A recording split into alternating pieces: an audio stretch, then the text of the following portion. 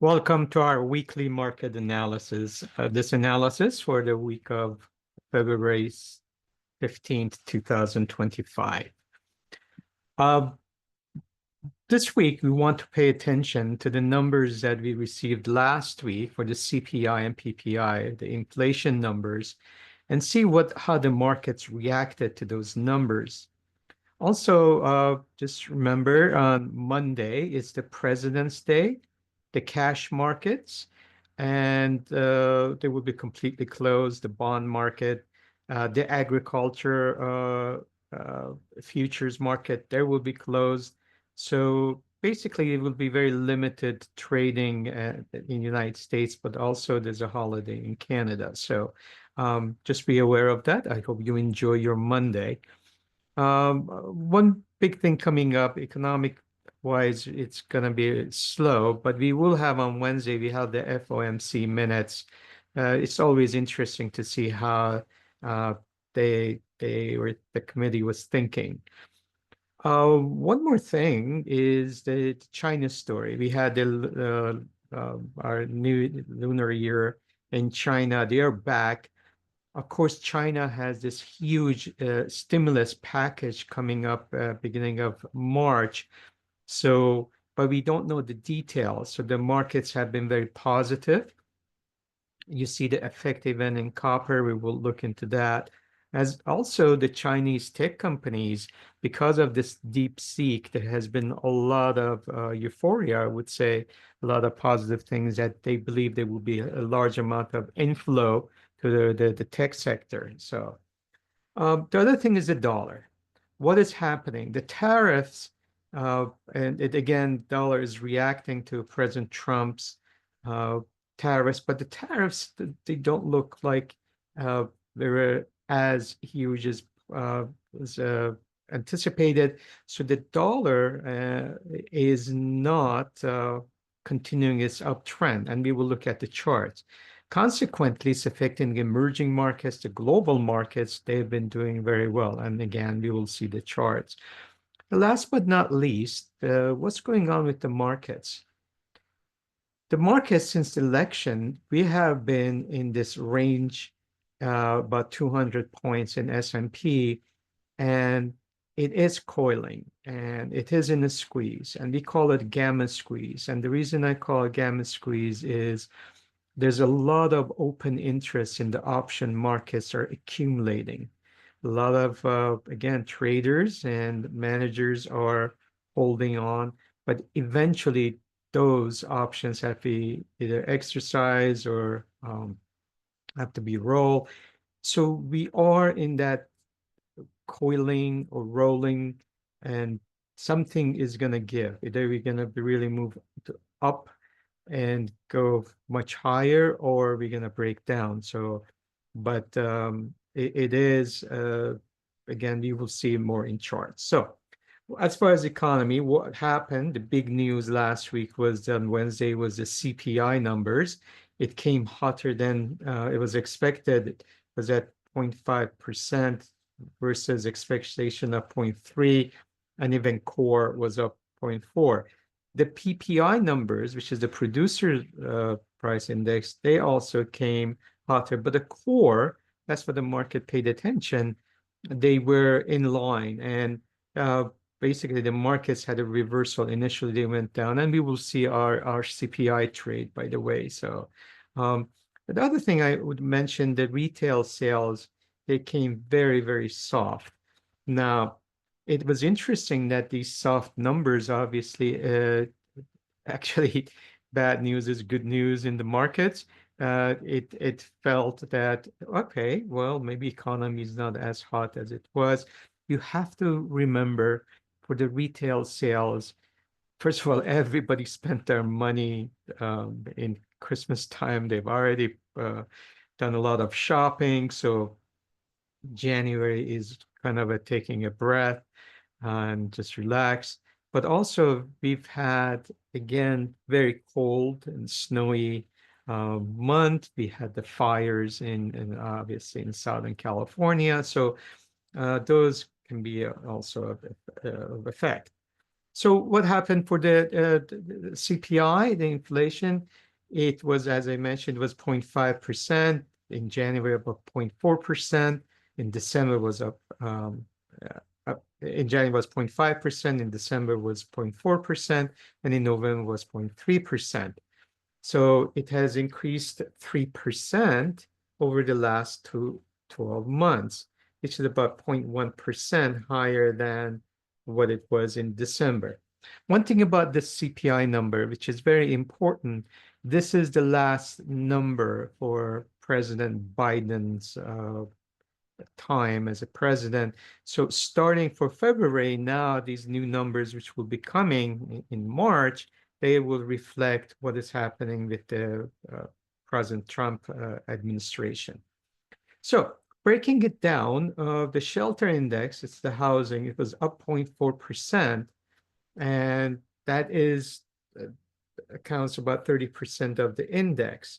And obviously, 30% of the increase in all the items. So it is a huge number. It's about 38% of the whole index. The energy rose 1.1%, and gasoline increased 1.8%. The food also increased 0.4%.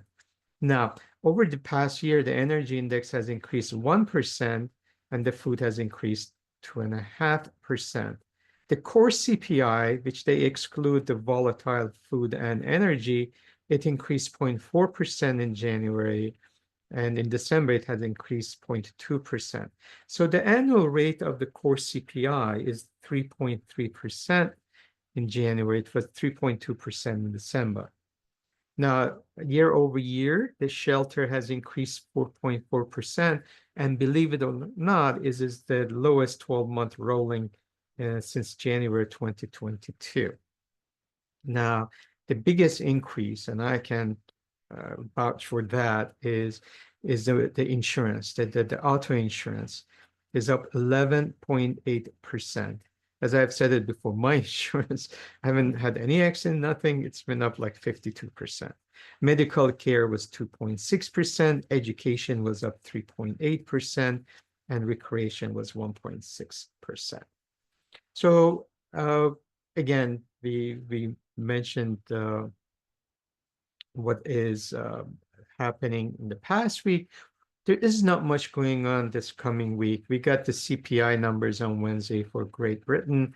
In the United States, as I mentioned, on Wednesday, we see the FOMC meeting minutes. So it'll be interesting to see what happens. And again, we continue the positive spread between the 2-year and 10-year. The steepness, as you can see, it has been, when you compare it to 2024, a year ago, we see where we stand now, and a month ago, the rates have come down, as you can see, and we'll discuss that. Obviously, the bonds reacted actually positively to retail and the numbers we've had. So what kind of week was it? The Dow was up 0.555%, almost flattish, but it was a NASDAQ up 2.58%. S&P was up 1.47%. And we came very, very close, we can see, to all-time high, actually. And this is a year-to-date high as well. So we are very close to that. Again, look at how close we are in the NASDAQ. We're year high. Gold was flattish, and the reason was Friday. It really retraced its gains, getting a little toppy in gold, as we will see. We are not top, I would say, but for the short term, I think you're at topsy. Copper was up nicely.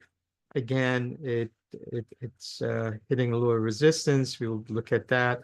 Oil was down. Again, the copper is also China's story. So for the week, the whole market was up 1.32%, but the heroes were the large cap growth, up 1.85%, while the small caps actually were flat, and also the value was even negative.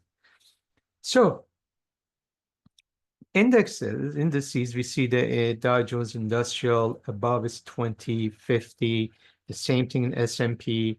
NASDAQ, you can see, look at almost double top. So we're hitting, we are getting, as I said, we are in this channel, and something is going to give, not maybe not this week, but very in the short term, something is happening. We'll see the Wilshire 5000 also is close to its this year's high. And the yields have been coming nicely. We had this big jump after the CPI numbers came, PPI numbers came, and then retail. And look, we actually broke below the 50-day moving average. And as I mentioned about the dollar, consequently, look at what is happening, the dollar and the yields of the dollar has been going down. And really topped right before inauguration. So we will see how it's affecting the international markets. Commodities up. The crude oil just broke, like hugging its 50-day moving average. Gold had a great day till Friday. And again, we need rest in that one. And the VIX is flat. And when we look at the sectors, what you want to see is it's interesting that the discretionary, which is risk on, is below its 20 and 50-day. The risk on sectors, such as staples, they are actually above their 20 and 50. And look at year to date, they are the big winners. Look at the healthcare, another defensive sector. It's up nicely above 20 and 50-day moving average. Communications is up very nicely again. Technologies above is 20 and 50. Industrial, on the other hand, is just broke below its 20. It's above 50. Basic material is above 20 and 50. The energy is pretty flat. And then what we see, utilities also defensive above 20 and 50, and financials are also have done well above 20 and 50. And finally, with the yields coming down, real estate has been doing well. And here we are. Look at our global markets. Look at the emerging markets. The EFA nicely above. Look at the year to date. They've done emerging markets that have done well. We can see Australia, we can see Austria. Generally, besides India, almost all the markets are doing very well. And again, when you look at the dollar, what is happening? And again, the fear of the tariffs, although it's still, we're talking about steel and aluminum. There was nothing on copper yet, other metals, but they're being segmented. So we'll see what happens. But right now, the markets are positive, and we can see that, as I said, the relationship with the dollar. Now, with the sentiment, we could look at the spread. The bears are really getting stronger and stronger every week, and the bulls are getting weaker. So when we look at the spread, it's almost 19% spread to the bears. Now, one thing is, you've noticed in the past, what I've used, whenever there's like extreme, I become contrarian. One thing about the AAII is these are a lot of savvy investors. So a lot of times, actually, they are correct. So when they get a little nervous, there's a good reason. So they are not just the random investors. A lot of them are seasoned. They are in their retirement age. They pay attention to the market. So be aware, just because we have this big spread, that doesn't mean that we have to be contrarian. Oh, this is a beginning of another leg up. So I would be a little more cautious. And also CNN fear and greed. We are right in the borderline of fear and neutral. And the Citigroup panic euphoria has been hugging that euphoria area, that 0.70. So what kind of a market are we in with the charts? Basically, again, what you see here from the election time, we notice, as I said, about 58, 5,900 to 6,100 zone, and at the 6,000 has been a nice support. So, but again, something is happening and we want to pay attention. This week, I went to a different extension, from like more recent, and what we see, we go with the recent low of 59.25, and we see the next, uh, again, if we want to go up, the next resistance will be about 61.40. And then if we break that, then we can go to 62.82. But this 59.26 is our support. The other thing is when we look at, we had one squeeze. You see, we are developing in all the markets. You will notice we are developing squeeze, and we are above the 20-day or 21-day exponential moving average. And again, we see how we had hit the all time and became very close. So we want to pay attention to this squeeze. And we see the look. The volatility is, again, there's a consolidation, there's a compression. We are overbought. MACD is flat. You can see that the Bollinger Bands width are really getting low. And then we see the same thing in NASDAQ. NASDAQ is in squeeze again. And we are above the 21-day moving average. We have been nicely above the 18-day moving average. We are overbought, but MACD is more positive. So it has, again, became very close to our all-time high. The one thing that has not done well is our small caps.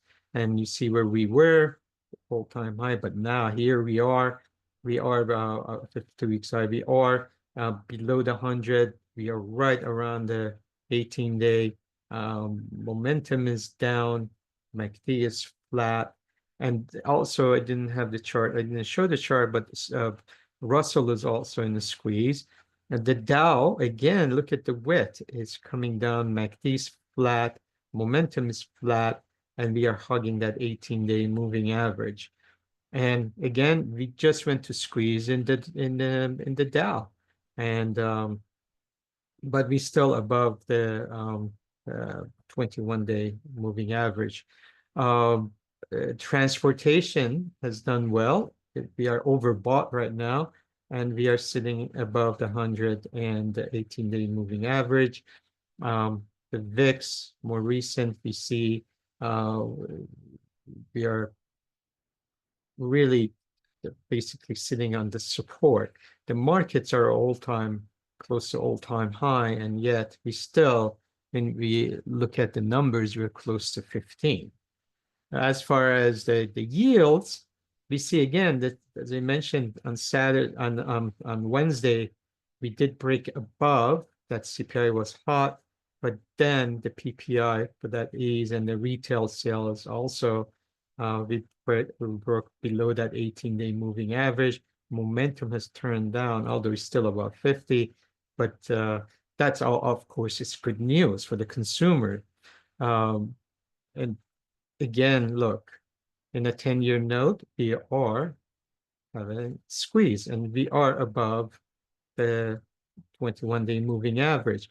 We see that the 10-year note broke above the 18-day, and momentum has turned around, although we are below 50. We are below 100, but we are just above the 18-day moving average. The same thing with the 30-year moving average. And this is the story with dollar. You see, we have broken below the 18. Now, we have that 100-day moving average is coming up, but we are getting oversold. So we might have a little bounce hitting that Bollinger Band, going back to the 18. But it looks like there's a shift. So would this continue? It looks like the markets have said that, I think the dollar needs a rest. On the other hand, you can see the euro has broken above 18 and touched the upper edge of Bollinger Band. We might turn around and come back and hit the 18-day moving average. When we look at gold, has been very nicely moving up, but again, we had this is an engulfing candle, and we need a rest. We just went overbought. We'll see what happens um, uh, as far as next week. If this can come back, continue embeddedness, or we are overbought, it will go, and then MACD might cross. So be a little in the short term, be a little careful. Long term, still bullish. And the same thing when we look at gold as far as a GLD, we see how nicely we broke above our triangle, and we've been hugging. When we look at the 10-day and 30-day moving average, we're still above that. So in a GLD, we still have a support. So, but again, we had a nice sell-off on Friday. Silver almost broke, went outside this Bollinger Band, came back in, overbought. A little similar story to gold, but not as strong as gold. And copper, as we mentioned, this China story, there's a big stimulus coming, and the tariffs did not hit it yet. It's embedded, although we had a sell-off on Friday. Um, and Bitcoin. Now, the Bitcoin is an interesting story. Look, we have been in this really squeeze. Interesting thing about Bitcoin is generally follows the Nasdaq, but it is not this time. We have broken below the 18-day moving average, and we are consolidating. We've been talking about this consolidation area, and we see that 110 was the highs. And again, when we look at the Bollinger Bands, we see that pretty flat in stochastics. And again, it's a wait and see, but we are below the 18-day moving average. And crude oil, after all times, especially if there's a peace talks with Russia, and then that will be more, if that goes through with Ukraine, that will be more supplies. So that's what we see. But we are right above the 200-day moving average. So there's that support coming up, but we are below the 18-day. We see we're getting oversold. MACD is negative, but when we look at we see the 200, but also, I mean, the 100, but also we are right on 200 moving average. So the 250 and 65, 50 and 60. So we are below the short term, but above the major long-term moving averages. One thing is natural gas. We see this nice run. Of course, is the polar, the weather has become very cold in the United States. The Polar Express is coming, but this will be probably that has been taken into, the price has already been accounted for. So we are hitting that upper edge of Bollinger Band. So I would be a little careful, but there's a strength. We are almost overbought at this time. It might need to be embedded, but I just want to share how natural gas is working versus the crude oil, the cold weather. Also, I talked about coffee, and we can see how we hugged that Bollinger, and now we are flattening. We're still embedded, and a lot of coffee stocks have done well, but we are really need some digestion time. It's been a big move. And the other big move came from wheat. Look at that's a nice move. Came down to its 100-day moving average and a huge jump. So we've talked about again this gamma squeeze. It's interesting with these expected moves. Again, look what we did on Thursday and Friday, right against the upper edge of expected move. So what I would suggest with this week coming, you don't want to be option sellers, because is this squeeze. Eventually it will happen, but right now there's not a lot of volatility from that point of view. Well, NASDAQ did break above its upper edge. Russell right in the middle. Dow stayed inside. Um, the bonds, the 20-year ETF, went outside, came back inside nicely on Friday. Um, Gold, as you could see, went outside and closed inside the upper edge. The same thing with silver. And then the financials hit the lower edge and went up. And then what we see with energy actually did go outside and came back inside. So I hope that was helpful. We will move on to our trade of the week. Thank you so much.